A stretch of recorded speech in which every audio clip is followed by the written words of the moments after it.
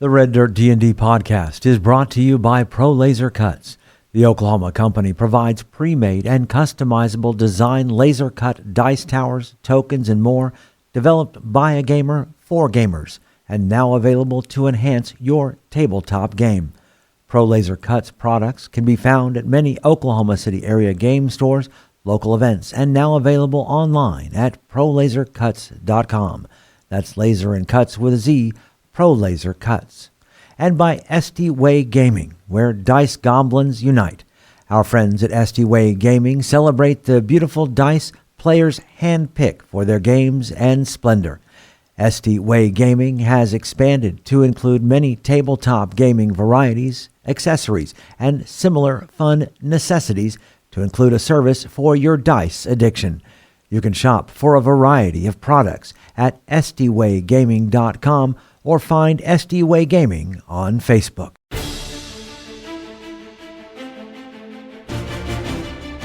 Welcome to Red Dirt D&D. I'm Michael Cross, and I play Elias Stone, a human cleric.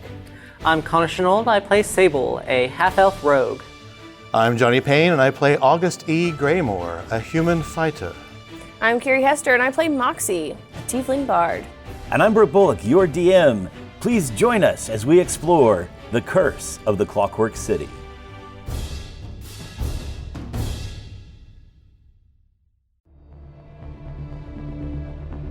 When last we left our story, a group of 4 people united to help save some children. And it appears that mission is on the verge of overwhelming success.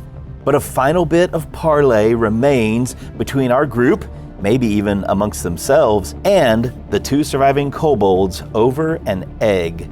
An unhatched life that's being held hostage by a man named Kogan and is now being held by Moxie.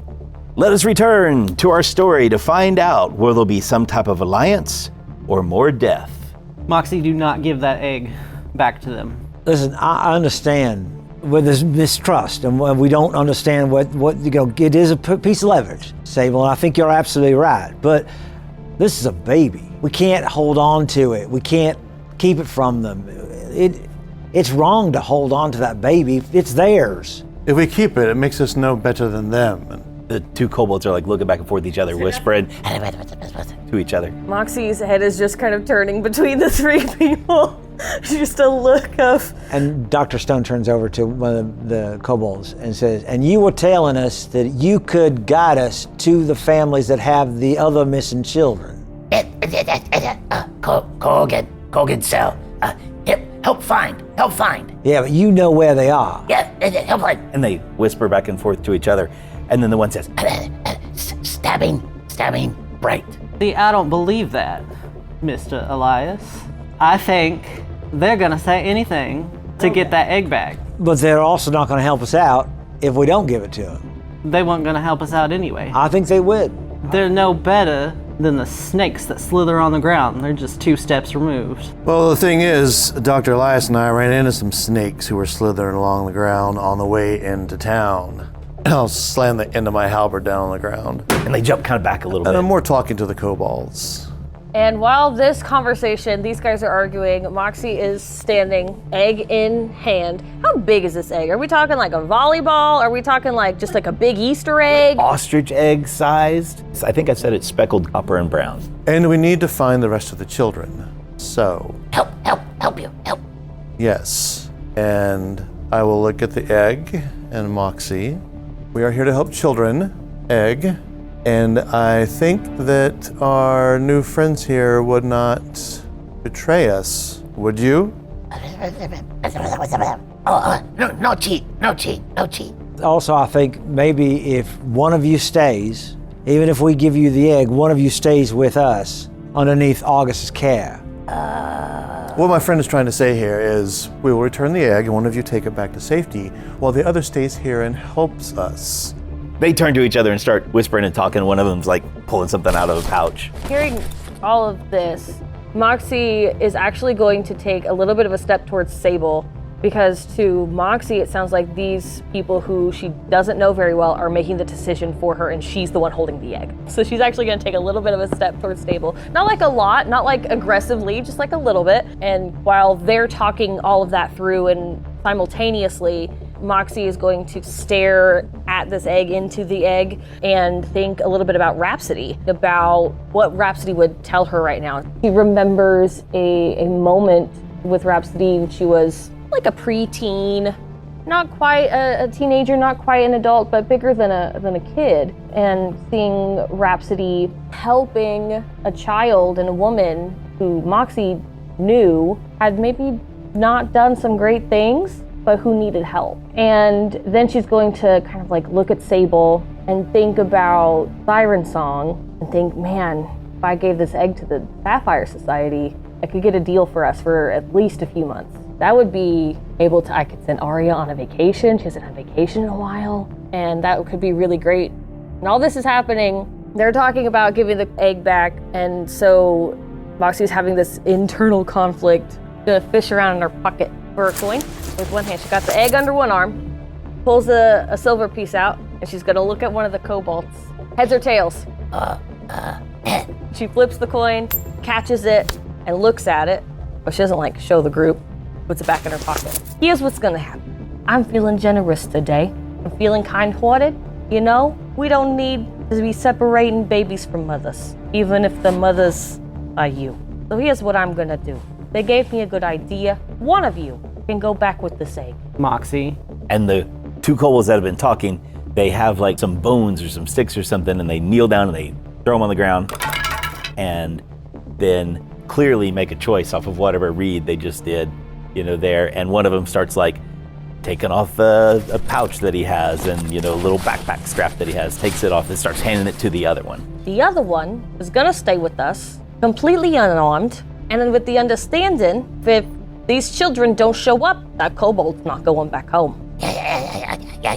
Here's the other thing. I want your fancy coat. And the hat. And Sable, I just want you to know, this hurts me more than it hurts you. I'm not sure about that, Moxie. Oh, it does. Listen, the bartering I could do with this egg, but Arya's just gonna have to forgive me. I can't separate a mother and a babe. You've made your choice, Mox Lara. She is going to wait until the now unarmed kobold is going to kind of point over towards August and wait until they walk over to August. Yeah, he walks over, very hunched over, looking very diminutive, very small, and then just like pulls out his scaly little hands as if like you were gonna cuff him or something. I'll flip my halberd around so that the end of the handle isn't on the ground. It's the very large pointy-tipped blade is more like right in the right there in the front of the kobold, and that won't be necessary. It shuffles around just slightly behind you off of your hip. He looks at Moxie and says, "Moxie in size. This is your plan. This part wasn't." You're such a good babysitter. And is going to hand the egg to the kobold, but she's not gonna like release it. So like the kobold and her all have their hands on the egg for a moment, and she's gonna look this kobold in the eyes. Remember this moment. Remember that I could have turned this over to the Sapphire Society without having much of a heartbreak. And remember that I showed you mercy in the honor of a child. This child is innocent. You are not. And release it. And it pulls it into itself very, very tightly, skitters back a little more, and then takes it, wraps it, puts it down in one of the backpacks, puts it all up. Before I release the egg, of course, I do double check that we have the coat and hat. What did the coat and hat do? Can they tell us what it does? Oh, well, they might be able to. Yeah, they don't talk very good. But anyone who wants to can make an Arcana check on what you saw earlier. Oh, well then, yeah, that's me. August is just convinced they were really good at holding it up the right way. That's okay. why we were fooled. Oh, unless I roll a nat 1. But Moxie got a 16 though. So Moxie knows. It's obviously a hat of disguise. Which would be huge for Sable. So with that, the two kobolds give a lingering look to each other, and then the one with the egg and the backpack and the other guy's gear just begins to scurry out of the room, goes back down to the far corner around, the pit in the middle, and then pauses at the bottom of the stairs and then just like starts going up the stairs to get out of there. I'm gonna go look at the desk and see if there's anything in Kogan's desk that is of any importance. Go ahead, roll me a perception check. Nat 20 for a 25. You thoroughly check through this desk, and it is mostly just gunk and trash and stuff. But you do find a hidden compartment in one of the desk drawers. And inside of there, you find 3 platinum pieces. Excellent. We get 70 gold pieces from earlier. Did anyone else find any money, or do you think we need to look more for anything around here that... Well, what's his face upstairs? Boo had 30 gold on him, and Kogain had 16 silver. So let's go upstairs and take care of these kids, don't you think? You go back up the stairs from this lower level, through a little secret door, through the little tiny 5-foot foyer, back into the vat room that has the stairs going up, and at the top of the little landing on one of those stairs, you guys do see Mara that is sitting there with the key, just very patiently waiting for you to come. She gives a little wave. Oh, honey, you did such a good job. I'm so proud of you. You kept everybody safe. Yeah, it was really close to 2 hours. I'm really glad I was about to leave. I'm so proud of you. Which actually has been like 20 minutes. Let's get everybody out of here. We got somewhere safe for you all to stay, and then we'll get you to where you need to be tomorrow. How does that sound? Yeah, that'd be great. So we'll open the door. Yep, there's that room with all the pallets, and like some kids have blankets and some don't, and some kids seem ready to leave everything behind, and others of the 20 or so kids, are... How small is the smallest one? The smallest one's about 3 or 4 years old, and the oldest they don't seem to be anybody that's older than about 10. So I imagine we're gonna say, okay, kids, we're just gonna take a little walk. Everybody stay close together. I don't think we need to do the kindergarten rope. I think we'll be okay. I assume the 3-year-old's probably very sleepy and very scared, and she's gonna scoop them and I guess just start walking back to the siren song. Maybe we'll catch up with Geary. Are any of these kids reacting weird or scared or timid, anything to the kobold? No, not particularly. I mean, they do seem leery of it a little bit, not like, well, they want to be its friend or buddy or anything, but you don't see anyone that's particularly like, ah! And I want to go find the oldest one. Mm-hmm. That was Mara. Mara, did you see any other secrets here in this fishery that we should know about? Because we don't want to leave any stone unturned. Any other rooms you go in but can't come out? I don't think so. Just a secret room downstairs. Point of order. Did you guys bring Tomas? He was all bound up. Oh yeah, and I haven't let him go. Okay, very good. So yeah, he's got him. He's been clinging got him with to you. me the Yeah, entire you're time. carrying him. Yeah. Okay, very good. He's about 9, so I mean, but obviously still a little clingy, still a little traumatized. So she says, "No, I don't think so." We got Tomas here, so he's safe. Just from a house cleaning thing, do you guys want to do anything? Another check of Boo or Giggle's body? Yeah, well, we're just searching around while they're packing up the kids. I think if Sable and I maybe do a quick once around this whole entire fishery, make sure there's nothing missing. Yeah. There you go. You guys can roll perception checks if you want to. 15. I will roll a perception or maybe an insight. Brooke, tell me which. How many kids are in here? 15 kids here, and then there were 5 kids that were in the thing, so it's a total of 20. I tried looking at their faces real hard. Okay. See if I recognize any of these kids. Yeah, go ahead and roll for me and see. Only a 17, but maybe they've frequented my neighborhood. You do recognize one little girl that you just maybe have kind of in your head called her Ghost, because she's really pale and really delicate looking, and she has platinum blonde hair with a very tan complexion. She every now and then might show up at the siren song. Give her a sandwich. Yep, exactly. So I've got the 3-year-old who I'm assuming gonna fall asleep pretty immediately. And I'm gonna offer my hand out to her and say, we'll go wait outside for the boys, okay? She doesn't grab your hand, but she does if Moxie has like a long sleeve or something like that, she holds onto the material. As you are checking out Boo, you notice that in one of his pockets, he has like a mask that you would like tie around I found that one earlier. yourself. Yeah. You found that there earlier. It has like this twisted clown face on the lower half of it. Does Sable have any other like investigative skills or arcane skills or? Yeah, no arcane. I do have investigation. What's Sable's intelligence? A12, so a +1. This might have an arcane property to it. It gives you kind of the heebie-jeebies a little bit when you look at it, even though it's not on anybody's face. I'll go find Elias in one of the other rooms. Hey, doctor, Yes, what'd you find, Sable? inspect this and I'll throw you the mask. Okay, can I Yeah. do an Arcana on that one? You bet. 19. Yeah, this is imbued with magic that undoubtedly would cause fear. So it is indeed a mask of fear. Now we've got 2 healing potions. Speaking of, we got that from the dead body, so I think maybe the best idea is to go grab August, get rid of that dead body out there. Yeah, that needs to be cleared up soon. We could probably just No, throw him in with actually, the sharks as well. That's not what happened to him. You guys picked him up and brought him into because you guys had him as like a drunkard. Oh, that's right. So he's inside the, yeah, he's the in. place He's with us. In the rat room. If we really want to get rid of him, feed him to the shark. But then at that point in time, you might as well, like, you've got 2 bodies plus the rats plus the merchant. You got 3 bodies total plus 3 rats plus 2 velociraptors and an automaton. I'm actually going to defer to our former city guard. And what do you think we should? I was thinking maybe we just burn this building to the ground. Arson, tempting, my good doctor, but it will draw the most attention. I know how this works and how this is going to play out because I've been on the other side of this. So we need to feed the shark. All of them.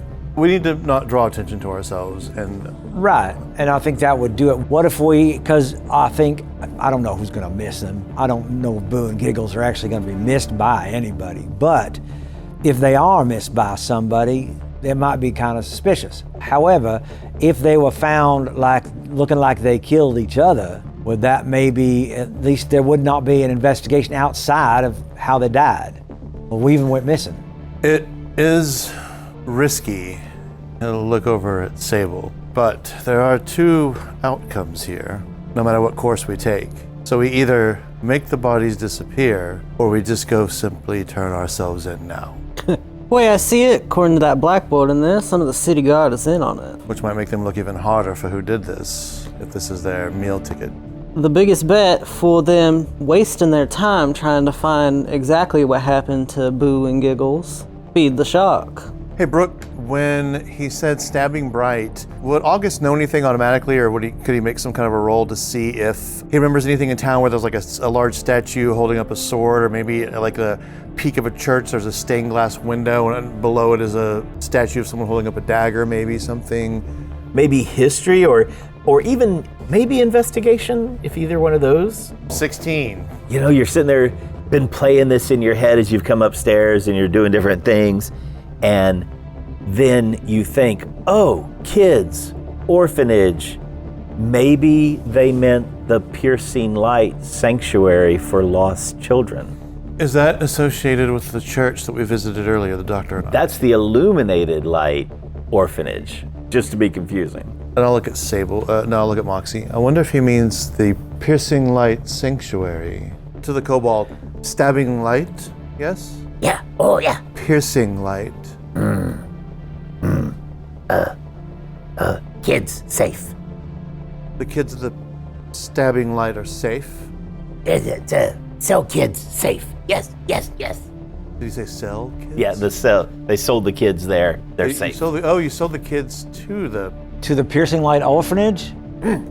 Go again.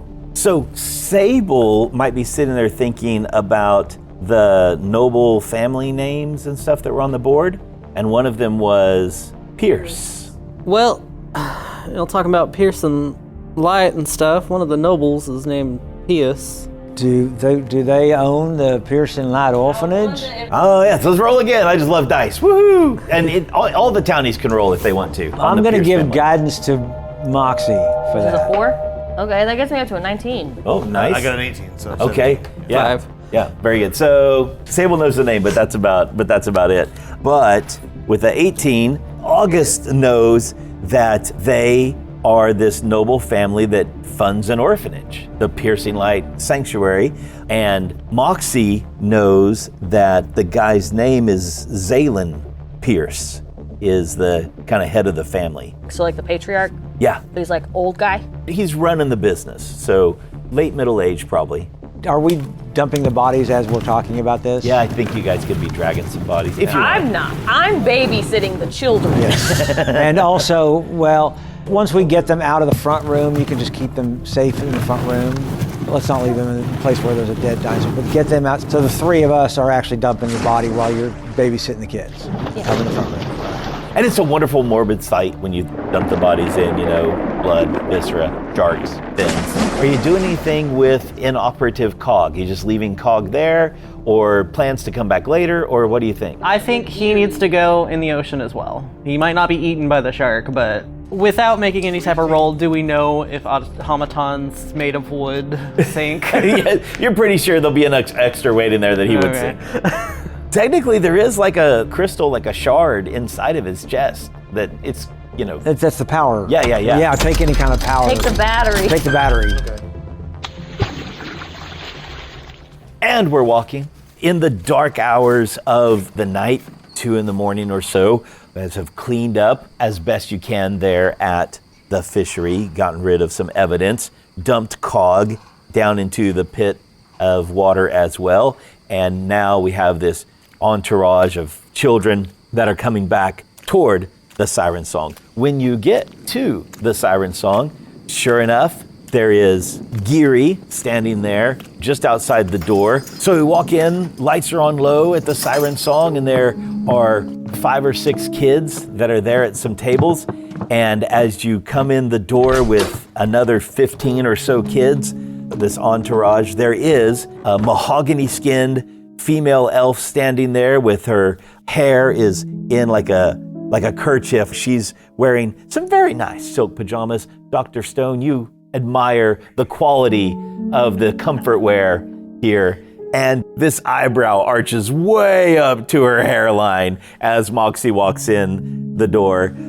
And she doesn't say anything, but she just looks at you like, what in the world is going on, girl? We'll have a cup of coffee after we get these kids settled. I promise I'm not turning us into an after-school program. And she just kind of nods and then motions and motherly tones toward the kids, toward the sink, and puts them in a line to start washing hands and such behind the bar. Thoughts, ideas? Others? So I guess it's okay if they stay here the night? They've got it, that's the plan. So we're just gonna have to wait until the morning and then we'll get them to where they can go.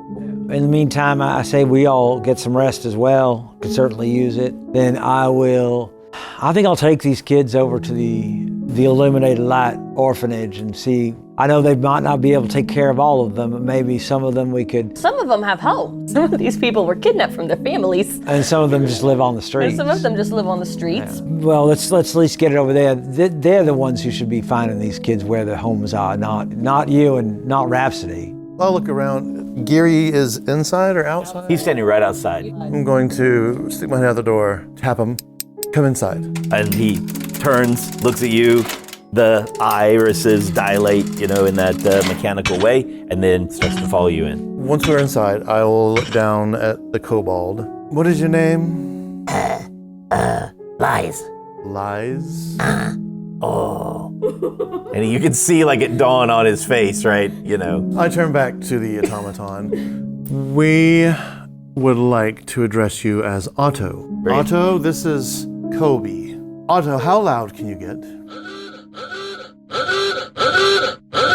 Otto, I want you to keep an eye on Kobe, and if Kobe gets out of your sight for more than a moment, alert us. And he nods his head up and down. Kobe, behave. Stay with Otto. And he looks up and then, And I walk away, dropping my shoulders and sighing like I just took off a 300-pound backpack. Ah, very nice. And I will just hoist up to the bar, watch the kids get cleaned up, and swipe whiskey. Sable, you've been very quiet this whole walk, I think. The real question is Sable still there? Yeah, indeed. Have you slipped away? Are you still there? What's going on in Sable's brain? Because things didn't play out like you wanted. I do follow them back to the siren song to make sure at least the kids got there. How late at night is it? It's now probably about 2:30 in the morning or Okay. so. I'm kind of hanging out inside the siren song, but I've got my back pressed up against one of the walls near the door, arms folded in a laxed position, but you can kind of get the sense that I'm not very pleased on how things went down. And when Elias talks about getting some rest, Sable will actually push up off of the wall. Well, my night's not fully over just yet. I got some other things to do. I might see y'all in the morning, help you get these kids back to where they need to go. But for now, our night is over. All right, well, be safe out there, Sable. I'll give a nod and exit. And kind of, I noticed, don't say goodbye to Moxie. Yes. Okay. August, are you staying here at the bar? So are the kids staying here? Yeah. At least So for the there's night. so many kids that we're gonna actually have to commandeer the bar, like the ground level. Like I don't have room. And we're for all taking of them in the morning to the... Right, to the orphanage. I wouldn't say no to an extra pair of eyes. But I can also keep an eye on them. I don't know. I'll think about it. And I hope you don't mind. I reached over and pulled myself a pint. And I take a mug and I walk to a dark booth in the corner that faces out across the whole bar. And I get comfortable because that's where I'm staying till the morning, having not given a definitive answer of whether I'm staying or going. Ah, very nice. I'm just going to pull myself a little bit of whiskey if that's all right with you, Moxie. Fine, I'll put it on August's tab. August and Dr. Elias are getting themselves a little drink to relax, to kind of take the edge off of an emotional night. Sable has been very quiet and not necessarily moody, but maybe displeased a little bit with the order of events and hasn't lingered around. He has slipped away. As the kids get settled, they have a little bit of food, and they're still very tired because it's 2:30, 3 o'clock in the morning. They settle in some pallets on the floor, and we find Rhapsody and Moxie perhaps over in a corner, or did you guys go upstairs? Oh, we definitely wouldn't have just left the children with August as the only person that we know. Otto and Kobe are down here. Oh yeah, let's leave. Even worse.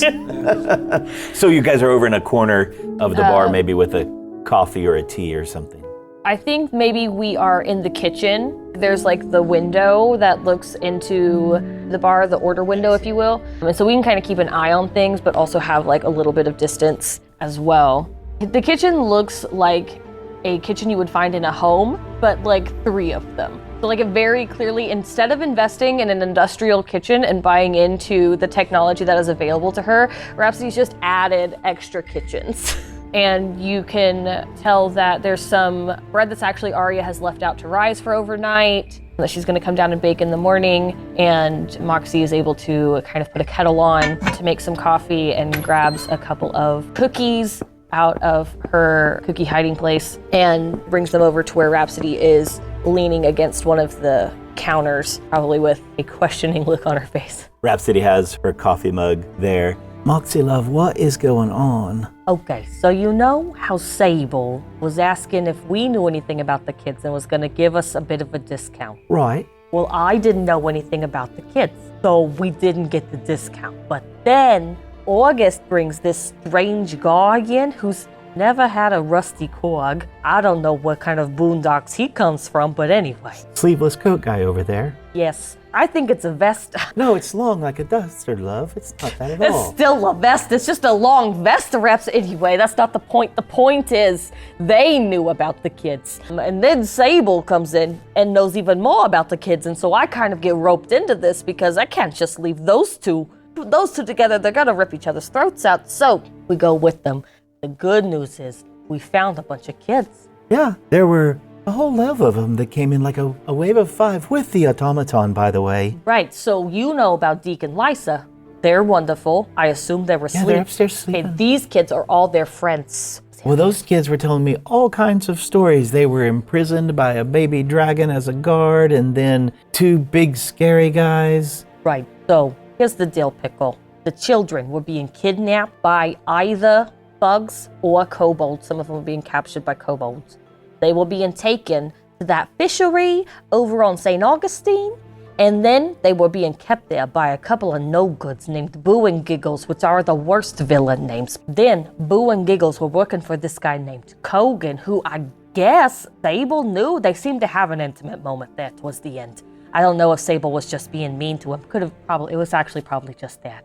Anyway, so Kogan was there, and according to what Kogan said, and the Kobold that we talked to, Kogan was like lopping off their arms, feeding their arms to sharks, and then selling the children to a series of noble families. I don't know the details about that yet, but Why in the world would families want into maimed children? This is what I'm saying. I have no idea. This seems like they would be less useful. Anyway, we don't know all the details yet.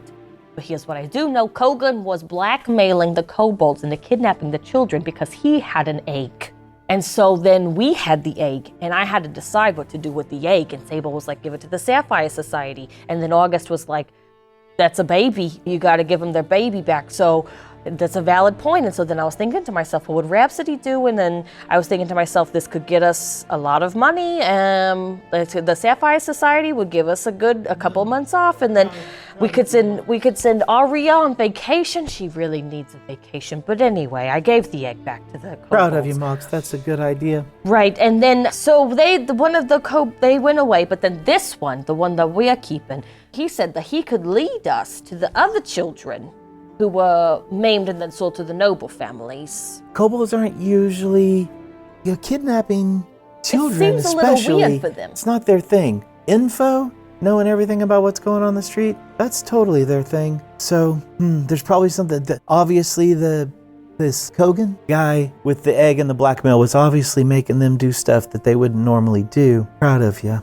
with that. I have something else though for us to talk about for a moment. You know, love, I never forget a name. And that Greymore guy, August E. out there. There was a lady that came in a couple months back. Laura Galdrum, came in a couple months back. Wanted some paperwork done, if you know what I mean. She gives you a little wink. Said that he was causing problems for her at work and just needed to be brought down a peg. Everything checked out, I zoned the truth her like we always do, or like I always do. She was eager to get the work done, paid the premium price. She also didn't seem especially eager to get it done either.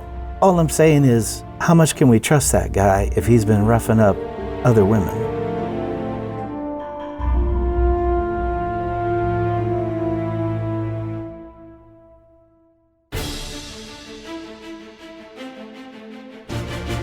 Red Dirt D&D Curse of the Clockwork City is Brooke Bullock as our Dungeon Master, Kiri Hester as Moxie, Connor Shenold as Sable, Johnny Payne as August E. Greymore, and I'm Michael Cross as Dr. Elias Stone. Our theme music comes from Ovani Sound. Our sound effects and additional music courtesy of Jeffrey McBride, Monument Studios, Describe.com, and TabletopAudio.com. Dice for the Red Dirt D&D cast provided by ST Way Gaming. You can find us at reddirtdnd.com. If you are enjoying Red Dirt D&D, make sure to subscribe, rate us, and leave a comment. Also, tell your friends about Red Dirt D&D. You can also support the show at patreon.com/reddirtdnd at whatever giving level works best for you. Join us next time as we discover more secrets in the Clockwork City.